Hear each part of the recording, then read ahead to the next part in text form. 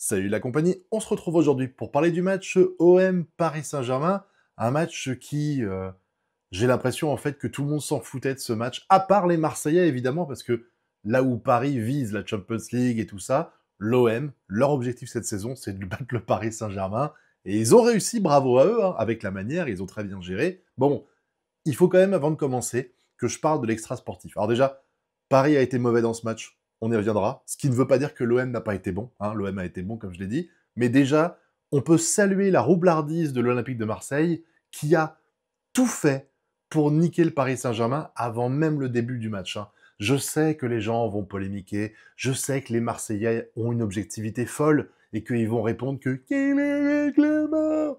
Mais sans déconner, le pressing pour faire en sorte que le Paris Saint-Germain joue lundi à 20h pile.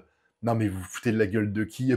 Pour les supporters. Non mais la blague les gars, parce que vous pensez que le match à 17h, les supporters ils seraient pas venus? Tu penses qu'un mec qui a payé sa place pour le Classico, il va pas s'arranger au pire du pire du pire pour se faire porter pâle? Et les gens qui travaillent de nuit ou le soir, le lundi, ils font comment? Ou ceux qui avaient prévu autre chose, eux tu as fait quoi? Tu leur as remboursé le... Enfin non mais faut arrêter de se foutre de la gueule du monde. La vraie raison, c'est qu'ils voulaient niquer psychologiquement les joueurs du Paris Saint-Germain en les faisant douter, en faisant qu'ils avaient leur esprit qui était tourné sur autre chose. Parce que je pense que les joueurs sur le terrain, ils n'étaient pas au match. Et ça s'est vu clairement. Le match, encore une fois, je finis avec cette parenthèse-là, il aurait pu être joué mardi. Si on suit le règlement, parce que ça, c'est vraiment le truc des Marseillais de dire «Ah, le règlement le permet de faire ça, on n'a rien fait d'illégal».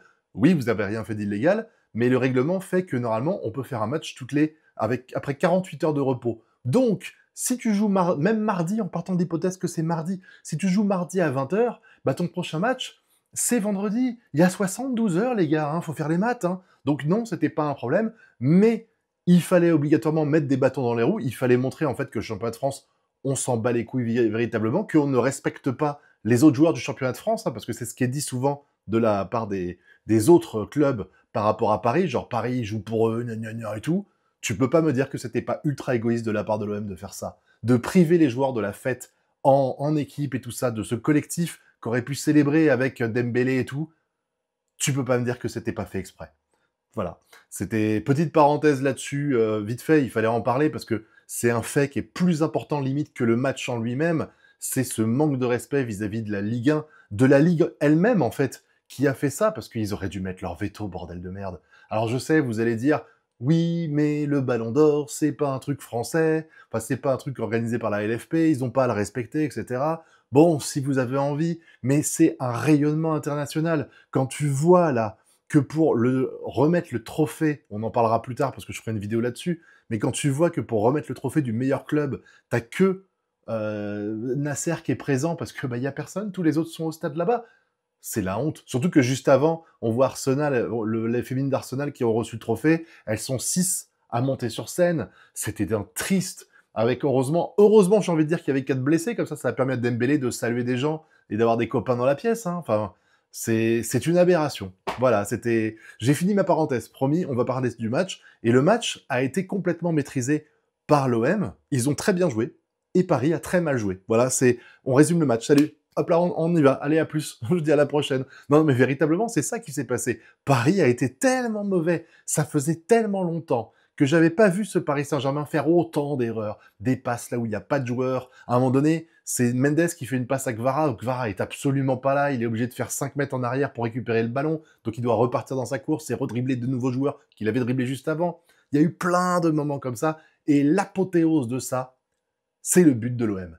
Le but de l'OM n'est qu'une succession d'erreurs individuelles incroyables. Je vous montrerai l'image du placement des joueurs du Paris Saint-Germain. Vous allez voir, sur l'image, il y a 9 Marseillais. 9 Marseillais. Alors évidemment, tu vas pas marquer les deux qui sont derrière, mais sur les 9 Marseillais, il y en a 0 marqué. C'est incroyable de voir que tous les Parisiens sont n'importe où sur le terrain, sauf à l'endroit où ils doivent être. Donc évidemment, qu'est-ce qui se passe? Bah, le joueur, il passe la balle à un mec qui est dans les 16 mètres et qui a pas de marquage, donc il a la balle pépouze. Ce mec-là fait une passe à Greenwood, qui est également absolument tout seul, donc il prend la balle. Greenwood essaie de centrer, et sur un malentendu, la balle, elle heurte un Parisien, ce qui fait qu'elle est lobée vers le but. Et là, tu as Chevalier qui fait sa première véritable boulette au Paris Saint-Germain, en foirant totalement sa sortie, en ratant la balle de façon pathétique, ce qui permet à l'OM de marquer. C'est une succession de coups du sort pour l'OM et d'erreurs et stupides, je vois pas comment le dire autrement, de la part de tous les Parisiens. Il n'y en avait pas un qui était bon sur cette action. Il n'y avait pas un qui était bien placé et qui a fait ce qu'il fallait. C'était une catastrophe, c'était une catastrophe. Et ce but, gag entre guillemets, est le reflet de tout le match. C'est tout le match qui est comme ça, avec des passes foirées, des tentatives de tir qui partent dans les airs, des dribbles qui sont ratés. On a failli se manger un deuxième but à un moment donné, encore une fois, sur une erreur d'un Parisien qui perd la balle complètement lamentablement, et qui, alors qu'il aurait pu récupérer la balle, parce que le Marseillais pousse un peu trop son ballon, bah il la foire. Non mais c'était que ça. J'avais l'impression d'être devant un match gag. Non mais c'était fou. C'était fou. C'est pas le niveau du Paris Saint-Germain qu'on a l'habitude d'avoir. Et ce, pour plusieurs raisons. La première, c'est évidemment le fait que il nous manquait 4 joueurs titulaires habituellement. Hein, parce que vous le vouliez ou non, Kvara, depuis quelques temps, c'est Barcola qui est privilégié par rapport à lui. Donc il n'y avait pas les 3 attaquants habituels. Dembélé, Doué, Kvara, pas là. Enfin, pas Kvara, Barcola. Et tu manquais Neves, qui est quand même un des joyaux sans jeu de mots, du milieu de terrain parisien, pour le remplacer par Zaïre Emery. Surtout qu'au final, on avait une structure qui était un peu bizarre par rapport à d'habitude, puisque c'était la première fois depuis Luis Enrique qu'on jouait avec 5 défenseurs. On avait 3 défenseurs centraux, et on avait, du coup, qui devait peut-être avoir comme consigne de plus monter, Nuno Mendes et Hakimi. Et franchement, ça s'est pas senti dans le match véritablement. Enfin, il y a quand même eu une maîtrise du jeu. Je veux dire, au final, quand on regarde les stats qu'il y a d'un point de vue, voilà, t'as 70% de possession de balle pour Paris. Je crois qu'on a fait également beaucoup plus de tirs qu'eux, ce qui veut pas dire qu'ils ont pas été dangereux. Non, on est à 7 tirs des deux côtés, mais nous on en a fait 12 parce que, comme je vous dis, on a placé des ballons dans la stratosphère, voilà. Donc globalement, on a... je vais pas dire qu'on méritait plus de gagner, mais c'est vrai qu'on est devant eux pour les passes réussies, pour les duels gagnés, pour la possession, pour les tirs. Sur le papier, on avait tout pour l'emporter, mais j'ai eu cette impression de fébrilité qu'on n'avait plus vue depuis quelque temps et qui est due pour moi globalement à l'état psychologique des joueurs qui était beaucoup plus tourné vers ce qui se passait au Ballon d'Or, parce que vous le vouliez ou non, pour Paris, c'est un épiphénomène ce match. Là où c'est l'événement de l'année pour les Marseillais, parce que voilà, pour nous, c'est un épiphénomène. Ce qui était important là, c'était le Ballon d'Or. Que vous le vouliez ou non, récompense égoïste que vous vouliez, tu récompenses un de tes joueurs, pour en plus, ça récompense aussi la performance de tout un club. Donc forcément, les joueurs, ils avaient la tête à ça. Ils avaient 4 joueurs habituels qui n'étaient pas là, c'est quasiment la moitié de l'effectif. Enfin, la moitié des titulaires habituels qui n'est pas là, hein, 4 sur 11. Voilà, donc ça va forcément jouer. Et ça s'est senti, parce que là, pas de choses à Barny sur le terrain, mais il nageait. C'était incroyable de voir à quel point ils étaient perdus. Enfin, surtout, encore une fois, Zabarny, je le trouve pas excellent. Il y avait Marquinhos aussi, hein, je crois que c'est lui qui perd le duel en plus, qui mène au but. Zaïre Emery qui avait sa chance dans ce match-là, du coup, et c'est ça qui est un peu dommage, c'est que les joueurs qui ont eu leur chance, ils l'ont pas saisi. Zaïre Emery n'a pas été spécialement bon durant ce match-là. Il avait l'occasion, parce que c'est vrai que depuis quelque temps, Ruiz, Vitinha et Neves sont indéboulonnables. Zaïre Emery ne fait que gratter 10 minutes de jeu de temps en temps. Et tu te dis, il y a un blessé, il y a un carton rouge, tu peux prendre l'ascendant. En fait, il l'a pas pris spécialement. Il n'a pas été spécialement mauvais non plus. Mais il a rien fait où tu te dis, oh, Zaïre Emery, il a progressé. Hein. Depuis sa blessure avec l'équipe de France, c'est plus ça, quoi. Hein. Heureusement, je vous dis, les latéraux, Mendes et Hakimi, ont un peu permis de se projeter en avant et de faire des beaux trucs. Et Vitinha, qui a été le meilleur Parisien sur le terrain, sans aucune mesure, clairement. Bon, tu sens quand même qu'il y a des tentatives de tir qu'il fait où tu as vraiment le sentiment que il est là, il dit sur un malentendu, ça peut passer. Et t'as eu Kvara, que j'ai pas trouvé mauvais Kvara, même si du coup il a pas marqué. Et Ramos, qui comme d'habitude, dès qu'on lui laisse sa chance, ne la saisit pas.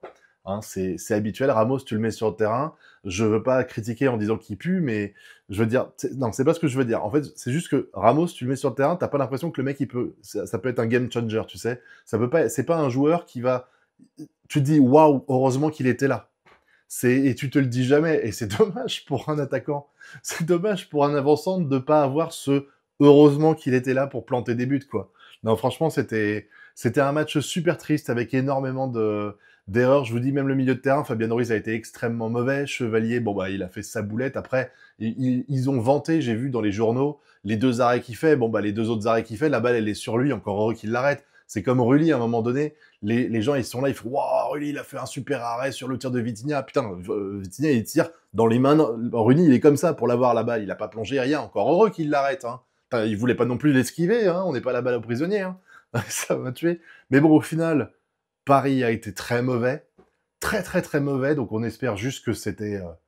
comme ça, que c'est arrivé et que ça se reproduira plus. L'OM a été bon, parce que comme je l'ai dit, pour eux, c'était le match de leur vie.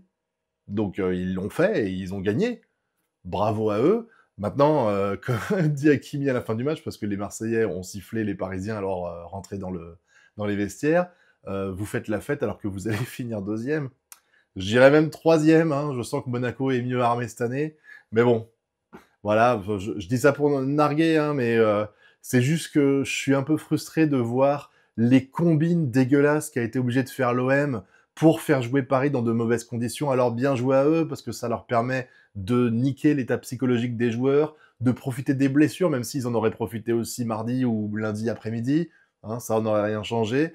Mais je trouve juste que c'est vraiment irrespectueux d'avoir fait ça, et ça ne m'étonne pas d'un petit club comme l'OM, parce que je suis désolé de le répéter encore une fois, mais si vous supportiez l'OM aujourd'hui, vous supportez un petit club de football.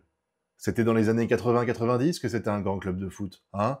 C'est comme supporter les Glasgow Rangers aujourd'hui. C'est plus un grand club de foot, les gars, hein. Voilà, PSV Eindhoven aussi, pareil. C'est plus les grands clubs de football tels qu'ils étaient. Leur heure de gloire, elle est terminée. Et ça fait 15 ans que l'heure de gloire de l'OM, elle est terminée. Voilà. Et encore, je suis gentil en disant 15 ans. Donc, ils font ce qu'ils peuvent pour essayer de s'en sortir, quitte à foutre des bâtons dans les roues et à niquer en fait l'esprit sportif. Pour moi, ça nique l'esprit sportif. Même si c'est pas un match, ça reste quand même quelque chose d'important, le Ballon d'Or. Et je pense que si on avait eu les situations inversées, on n'aurait pas gueulé. J'en profite aussi pour dire que tous les gens qui disent que dès que Nasser demande un truc, il l'obtient, bah, il n'a pas obtenu le report du match après la Coupe du Monde des clubs, et il n'a pas obtenu ça aussi. Donc, va falloir arrêter de dire que Nasser, il envoie des bifetons à la Ligue de football professionnel pour obtenir ce qu'il veut. C'est pas le cas. Sinon, on n'aurait pas joué lundi à 20h. Voilà. Donc, bravo à l'OM. Hein, continuez comme ça. Au moins, ça permettra peut-être d'avoir plus de challenge cette saison que les précédentes. Parce que en Ligue 1, on s'ennuie ferme en général. Hein. Donc, bah, allez-y. Et puis, Paris, bon, bah, relevez-vous après ça. Le plus important est devant nous. Hein, c'était de toute façon clairement pas ce match-là. Donc voilà. N'hésitez pas à me dire ce que vous avez pensé de ce match dans la zone commentaire. Et puis, vous connaissez la chanson, le pouce bleu, l'abonnement et le partage. Quant à nous, on se retrouve bientôt pour de prochaines vidéos. Tchuss!